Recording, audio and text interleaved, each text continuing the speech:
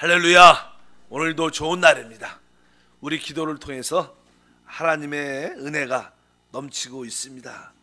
오늘도 우리 계시록 우리 다시 한번 우리 12절부터 보겠습니다. 계시록 9장은 어제 말씀드린 것처럼 이제 세 가지 화가 남았는데 세 가지 나팔이 남았다. 그래서 다섯째 나팔 또 여섯째 나팔의 내용에 대한 그런 이야기가 쭉 기록되어 있습니다. 그래서 다섯째 나팔은 이제 하늘에서 별이 떨어지는데 바로 하늘에서 사단이 이 땅으로 쫓겨나는 그러한 내용이 기록되어 있고, 땅에서는 이제 이 적그리스도 영이 올라와서 그들이 결합함으로 말미암아 연합함으로 말미암아 이 땅에 아주 큰 사람들에게 실제적인 그런 피해를 주는 그런 내용을 말씀드렸습니다. 이제 여섯째 나팔에 대해서는 12절부터 기록되어 있죠. 특별히 13절 읽어보니까 여섯째 천사가 나팔을 불매 내가 들으니 하나님 앞 금제단 넷불에서 한 음성이 나서, 그 다음에 14절에 나팔 가진 여섯째 천사에게 말하기를 큰 강 유브라다에 결박한 네 천선을 놓아주라 하매, 15절까지 네 천사가 놓였으니 그들은 그 년, 월, 일시에 이르러 사람 3분의 1을 죽이기로 준비한 자들이더라. 마병대의 수는 2만만이니 내가 그들의 수를 들었노라. 이렇게 말씀을 합니다. 이 여섯째 나팔을 부니까 특별히 큰 강 유브라데에 결박한 네 천사를 놓아주었다 이렇게 말씀합니다. 그래서 여기에 유브라데 강은 알다시피 이게 뭐 시리아 지금 요새 늘 이렇게 또 이라크 IS의 어제 본거지 모슬 그쪽 지역에 바로 밑에 있는 큰 강입니다. 그래서 원래 아브라함이 옛날에 그 지역 쪽에 위에 북쪽으로는 뭐 티그리스 강, 또 남쪽으로는 유브라데 강을 껴서 그곳에 살고 있었는데, 그곳에서 이제 이 가나안 땅으로 축복의 땅으로 올 때 그 이 강을 건너 이제 오는 그러한 내용들이 성경에 기록되어 있어요. 일단은 거기에 큰 강 유브라데에 결박한 네 천사를 풀어주라. 그래서 이 성경에 보게 되면 이 유브라데 강에 대한 설명이 계시록 16장에 또 자세하게 기록이 되어 있습니다.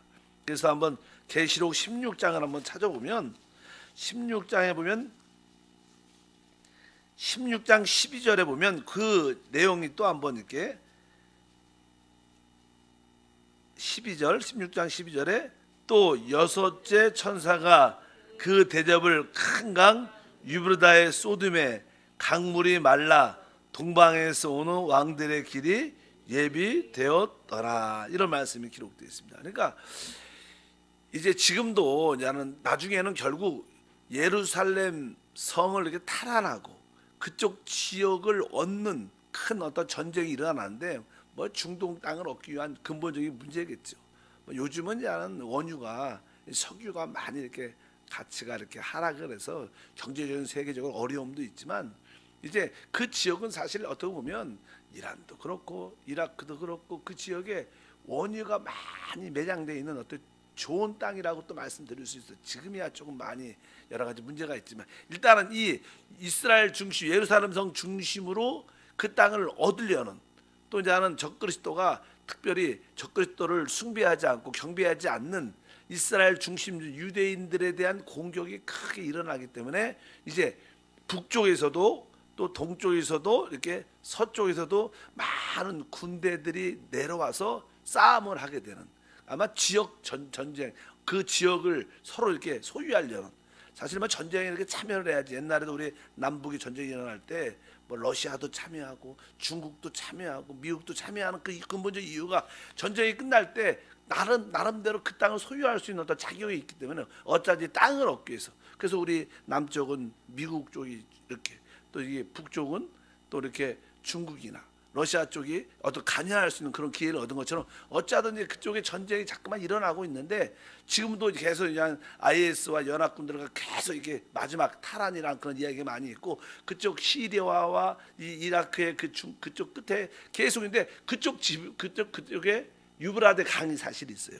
이 강이 이제는 큰 강이 있으면 많은 군대들은 넘어올 수가 없잖아요. 그래서 어차피 뭐 탱크들이나 그런 것들은 이렇게 비행기 타고 오는 사람들 비행기를 타고 전쟁을 하는 것은 숫자적으로 제한돼 있고 결국 많은 군대가 오려면 이렇게 걸어와야 되는데 그러려면 그 강을 건너야 되면 큰 강이 있으면 건널 수가 없는데 오늘 말씀이 아까 16장 12절에 보니까 그 강에 큰 유브라데 소돔의 강물이 말라서 동방에서 오는 많은 군대 2억이라는 군대들이 막 그쪽으로 넘어와서 이제 계속 남쪽으로 내려와 중동 지역을 장악하려는 그런 얘기가 여기에도 쭉 기록되어 있습니다. 그래서 그냥 13절과 16장이죠. 13절과 14절도 읽어보면 또 내가 봄에 개구리 같은 새 더러운 영이 용의 입과 짐승의 입과 거짓 선지자의 입에 있으니 여기 보니까 나는 용의 입은 사단이죠. 사단과 짐승의 입은 적그리스도를 말합니다. 적그리스도 항상 짐승은 적그리스도를 성경에도 적그리스도를 짐승이라 표현하는데 바로 용의 입은 용은 뭐 사단이니까 사단과 또 적그리스도와 또 거짓 선지자 입에서 나온다. 항상 이 정치를 또 이 세계를 지배하려면 아주 강한 사단의 역사와 또 강한 어떤 지도자 적그리스도와 또 그 지도자를 이렇게 인정해주는 종교적인 어떤 지도자를 나와서 이 사람이 하나님께 택한 사람이다. 이게 또 종교적인 사람들이 나와서 그걸 이렇게 인정해주고 세워줘야지 모든 이게 국민들이 모든 민족들이 그를 따르게 되니까 이 세계가 우리 하나님이 삼일체인 것처럼 사단도 이 세 사단과 적그리스도와 거짓 선지자들이 합해갖고 이 세계를 장악하는 그러한 역사가 나타난다. 이렇게 말씀을 드릴 수 있습니다. 요즘에 우리 대통령 큰 문제 때문에 또 그 배후에 어떤 목사인데 그 목사는 우리가 말하는 우리 기독교에 대한 목사가 아니라 좀 이렇게 다른 종교 목사라고 부르면 안 되죠. 사실 괜히 조금 이렇게 이상한 종교에 관련된 이렇게 갖고 아마 그런 모습도 있지 않은가. 어쩌든지 그런 종교적인 어떠한 뒤에서 이렇게 서포트가 있어서 또 정치적인 입지를 세우는 그런 요소도 많이 있습니다. 여기 보니까 용의 입, 짐승의 입, 거짓 선지자 입에 나온다. 그들 14절에 그들은 귀신의 영이라 이적을 행하여 온 천하 왕들에게 가서 하나님 곧 전능하신 이 큰 날에 있을 전쟁을 위하여 그곳으로 모이더라. 그러면서 이제 16절을 보니까 새 영이 시브리어로 아메겟돈이라 하는 왕들을 모으더라. 그래갖고 우리가 나는 이 땅에서 마지막 전쟁 중에 하나가 아마겟돈 전쟁인데 여기 보니까 나는 시브리 말로 아메겟돈이라는 곳으로 왕들을 여러 나라 왕들을 모아서 그리고 왕들이 왕이라는 것은 그냥 그들이 갖고 있는 군대를 데리고 와서 큰 전쟁을 어떤 지역 중동을 이렇게 장악하려는 그런 전쟁으로 많은 왕들을 모아서 전쟁을 하게 되는 이런 이야기가 쭉 들어오는데 여기 보니까 시브리어로 아마겟돈. 그래서 그냥 우리가 아마겟돈 전쟁 또 종종 세상에서는 그냥 아마겟돈이라는 그런 전쟁 영화도 많이 만들어. 세상 종말에 대한 그런 영화도 많이 있는데 아마겟돈이다. 그래서 이 아마겟돈이 어디냐? 이 아마겟돈은 시브리 말로 아마겟돈이고요. 이제 우리가 신약에서 그 지역을 우리가 그냥 묵깃도라 합니다.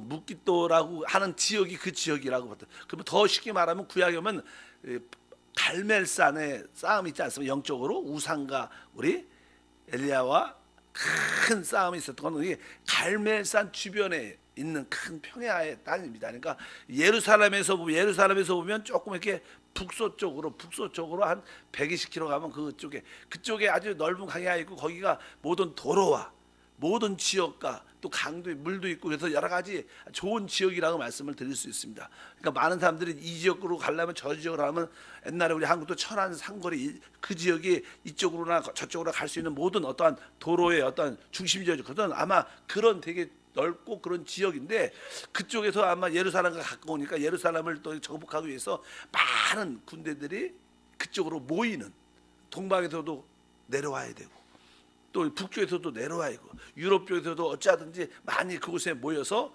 결국 이 모든 세 곳에서 오는 모든 사람들이 하나님 백성 이스라엘을 대적하고 멸망을 시킵니다.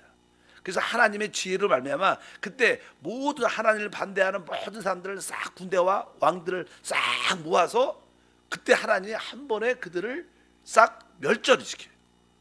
뭐 이렇게 죽이는 게 아니라 그래서 그들을 원수들을 많이 사단과 결합된 원수들을 많이 모아갖고 그곳에서 하나님께서 진노의 포도주를 밟아버린다. 이런 성경이 쭉 그런 말씀이 기록되어 있습니다. 그래서 그때 그 지역에도 큰 지진이 나고 그 결과 3분의 1이 죽는 그런 사건이 기록되어 있다. 그래서 그 전쟁을 우리가 보통 아마겟돈 전쟁이다. 이렇게 뭐 실제적으로 전쟁이 막 일어나겠죠. 일어나기 바로 전에 하나님께서 그들을 다 포도주를 담으려면 저는 안 해봤지만 이 포도를 다 따갖고 이렇게 모아놓습니다. 그리고 결국 그것을 발로 그냥 밟으면서 이걸 터트리면서 포도주 물이 이렇게 흘러가는 것처럼 하나님께서 그 원수들을 하나님을 반대하는 모든 자들을 동방에서 반대하는 이 중국 쪽이나 러시아 쪽이나 유럽 쪽 사람들을 다 그곳에 모아갖고 진노의 포도즙들을 주님이 한 번에 밟아서 그들을 끝내버리는 그 전쟁을 우리가 아마겟돈 전쟁이다 이렇게 말하는데 여기서 나오는 그 아마겟돈이라는 말이 거기 있습니다. 그래서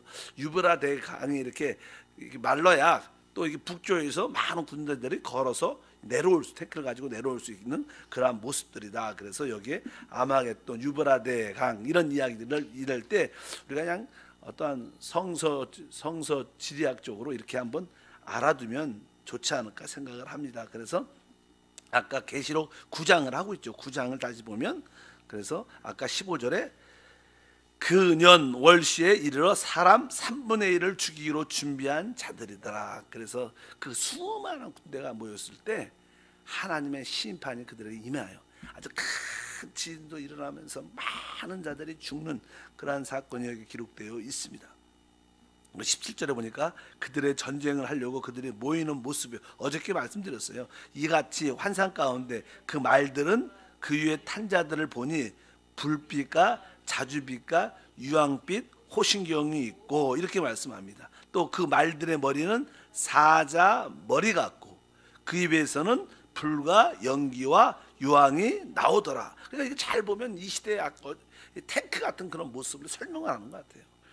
탱크 모습이 사자 머리 같고 또 그 탄자를 보니까 불빛과 자주빛과 유황빛도 있고 거기 뭐 이게 우리 어떤 가죽으로 흉갑처럼 탱크가 쇠로 이렇게 덮여 있지 않습니까? 흉갑을 입은 것처럼 그렇게 보이고 뒤에 보니까 거기에 특별히 불과 연기와 유황이 나오더라. 우리 포 쏘면 연기도 막 나오고 펑 쏘면 그렇지 않습니까? 탱크에서 그렇게 나오는데 거기서 18절에 이 새의 재앙 곧 자기들의 입에서 나오는 불과 연기와 유황으로 말미암아 사람의 3분의 1이 죽임을 당하더라. 그래서 전쟁을 하면서 서로 전쟁도 하면서 큰 지진도 일어나면서 수많은 사람이 죽는 그런 상근에 이르니까 지난번에 말씀을 5대 나팔이 불 때는 이제 땅에 3분의 1이 타버리고 바다의 3분의 1이 깨어지고 또 강들과 샘물의 3분의 1이 끝나고 또 해와 달과 별들이 3분의 1이 어두워지고 이제 이제는 5번째, 6번째는 실제로 사람의 3분의 1이 죽어버리는 이 땅의 모든 어차피 하나님은 이 땅을 다시 한번 회복합니다.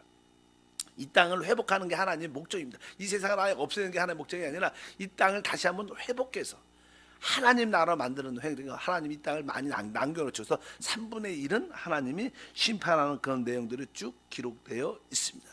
그래서 19절도 같은 말이죠. 이 말들의 심은 입과 꼬리에 있으니 그 꼬리는 뱀 같고 그 꼬리에 머리가 있어 이것으로 해야더라. 뭐 그런 이야기죠. 그러니까 그 탱크 포 앞에 있는 포로 말미암아 쏘면서 뒤에 기관총 같은 걸 달려가고 막 총을 쏘기도 하잖아. 그러니까 그걸로 많은 사람들이 서로 전쟁을 나서 죽더라. 그런데 이런 전쟁이 있어도 사실 또 죽지 않는 사람도 있죠. 그러니까 20절에 보니까 이 재앙에 죽지 않고 남은 사람들은 손으로 행한 일을 회개하지 않고 오히려 여러 귀신과 또 보거나 듣거나 다니거나 하지 못하는 금, 은, 동, 목석 우상에게 절하고 이렇게 말합니다. 사실 이 재앙에 죽지 않고 남은 사람들은 이렇게 말씀합니다.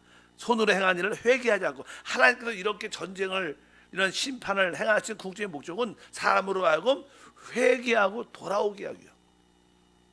우리 삶 가운데도 종종 하나님의 어떤 징계의 손이 이렇게 머물 때가 있습니다. 그것은 우리에게 고난과 환난과 어려움이 다가온다는 것은 한편적으로 하나님께서 우리에게 좀 더 거룩하고 또 하나님 말씀 안에 돌아오라는 그런 어떤 하나님의 어떤 징계의 바람으로 받아들여야 된다는 거예요. 근데 이 사람들은 이렇게 이 모든 것이 하나님께서 심판하는 이유가 회개하고 돌아오라 이런 부름인데 그들이 회개하지 않는다는 거예요.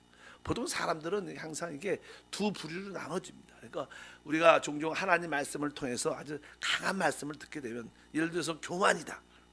교만이란 그런 말씀을 한번 전한다면 아주 하나님께서 택하고 마음이 이렇게 말씀 안에 잡혀있는 사람들은 그런 아주 강한 심판의 말씀을 전하면 회개합니다.